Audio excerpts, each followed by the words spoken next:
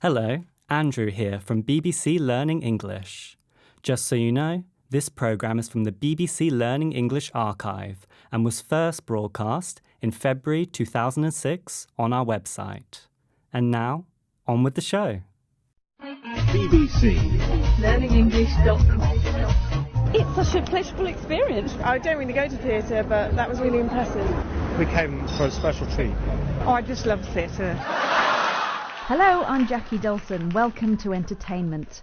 Those were some thoughts from people coming out of Drury Lane, one of London's most famous theatres, after a performance. Going to theatre in the evening is very popular with both Londoners and tourists. And for Malcolm Jones from London's Theatre Museum, going to the theatre is a very special experience. Why is that? I think what theatre is always is live. And that's the thing. I mean, when you are in the building on that one night with those people who are on a stage, whether they're dancing, whether it's Chitty Chitty Bang Bang, Hamlet, or a modern play about a very difficult subject, it's always that experience that only you and those people on that night are ever sharing it. Malcolm says that what makes going to the theatre so special is that it's live, with people actually on the stage. He uses the phrase, "And that's the thing." He means that's what separates it from other experiences. Here's that phrase in a sentence. That's the thing about him. He's really friendly. He says that going to the theatre is about sharing the experience with other people in the audience. Here's Malcolm again with more on why the theatre is a special night out. There is a sense of danger because actors are there live in front of you. There is that sense of something is happening in this space, but it's about audience and actors together. It's not just about watching great actors on a stage. It's about the duologue that goes on between these two groups of people, performers and watchers. There's a feeling of danger because the actors are live on stage and something could go wrong. They might forget their lines. Malcolm sees theatre as being a duologue. That means a conversation between two people. Duologue. The prefix dual means twofold or double, like in the word dual carriageway, which is a two-lane motorway. Dual carriageway. What about when there's just one person? Well, that's a monologue. Monologue. A monologue is when only one person speaks on stage.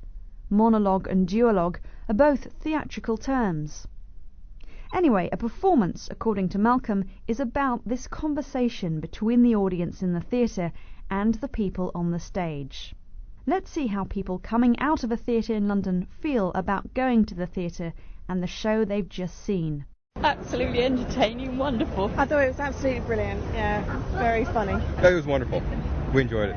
We had a wonderful time. So I usually prefer serious plays, but this was excellent. No, I couldn't see it very well, so it was very well done, actually. These are just some of the things you might say to describe a night out. Absolutely brilliant. Very funny. We had a wonderful time. I usually prefer serious plays, but this was excellent. I couldn't see it very well. It was very well done. bbclearningenglish.com. But for Malcolm Jones, not enough people go to the theatre these days. Why does he think that is?